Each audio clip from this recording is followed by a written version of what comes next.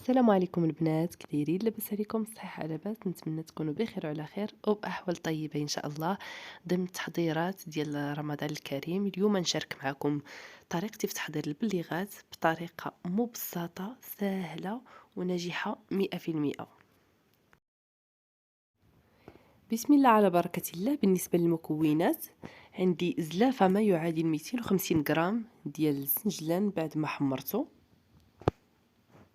عندي كاس ديال المزهر عبرت بالكاس ديال العنبه، نص كاس ديال الخل، كاس مخلط ما بين الزبده والزيت، كاس ديال الحليب، شويه ديال الملحه، نص خماره حمراء والدقيق حسب الخليط.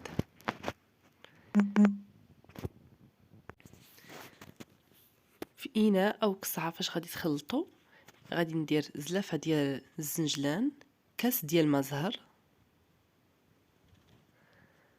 نص كاس ديال الخل، كاس ديال الحليب،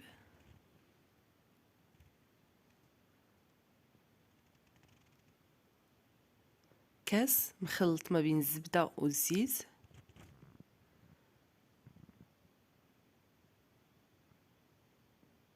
شويه ديال الملحه، وتنخلط العناصر كاملهم مزيان. هاد الطريقه ديال البليغات راه تجي ناجحه 100%. البنات جربوها، راه تيجيو هشاشين، المذاق ديالهم بنين وصراحه شي حاجه اللي زوينه بزاف.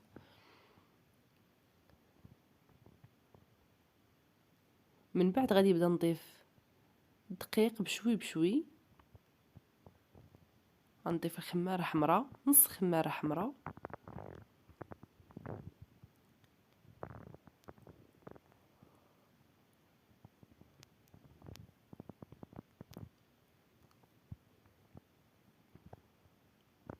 وتنبقى نستمر بهذه الطريقه هذه. بدا نضيف الدقيق بشوي بشوي حتى تجمع لنا العجين. بالنسبه للعجين ما تقصحوهاش بزاف وما تجيكمش عاوتاني مطلوقه.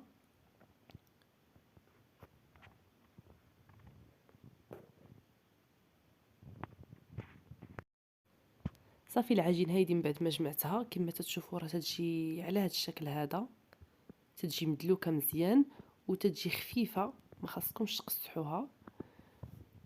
دابا غادي نقطعها كويرات، انا غنفرقها على 4 ديال الكويرات.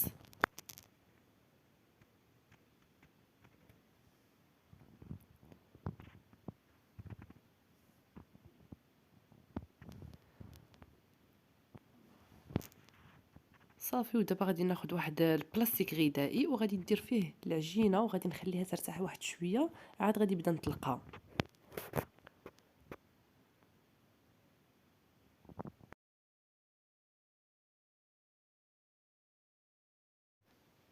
بالنسبه للعجينه هذه من بعد ما تطلقات طلقتها بالمدلك كما تتشوفوا، تجي السمك ديالها هكا، ما تنغلطوهاش بزاف وما تترققوهاش عاوتاني بزاف. قطعتها بالجراره مربعات على هذا الشكل، انا كبرتهم شويه. تناخذ كل مربع وغادي نبدا نجمعو على هذا الشكل هذا، تنجمعوه على شكل بابيون او فراشه. اللي بغاتهم يجيوها صغيورين في التقطاع، ملي بدا تقطع المربعات قطعوهم شويه صغيورين.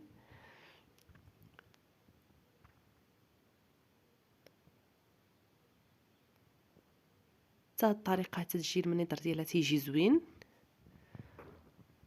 صافي دابا كما تتشوفوا حتى تنكمل العجين ديالي كامل شكلتها. في هاد الاثناء انا شعلت على المقله تسخن الزيت وجدت هنايا العسل. دابا غادي نبدا نهزو الاولين اللي قادينا وتنقصوا على البوطه، تنديروها على نار مهيله باش ما تيتخطفوناش وتيبقاو معجنين من الداخل.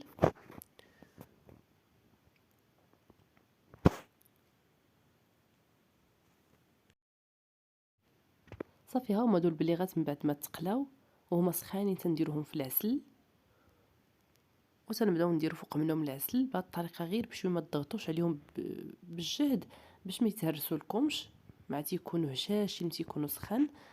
وهذا هو الشكل النهائي ديالهم. تنخليهم حتى تيقطروا من العسل، تنديرهم في شي كسكاس حتى تيقطروا مزيان وتنقدمهم بالصحه والراحه. راه تيجيو رائعين، المذاق ديالهم تيجي بنين، هشاشين هشاشين بزاف ولذات في نفس الوقت. نتمنى الاقتراح ديال اليوم يكون نال الاعجاب ديالكم. ما بقى لي الا نقول لكم الى اللقاء، الى فيديو اخر ان شاء الله. بسلام عليكم.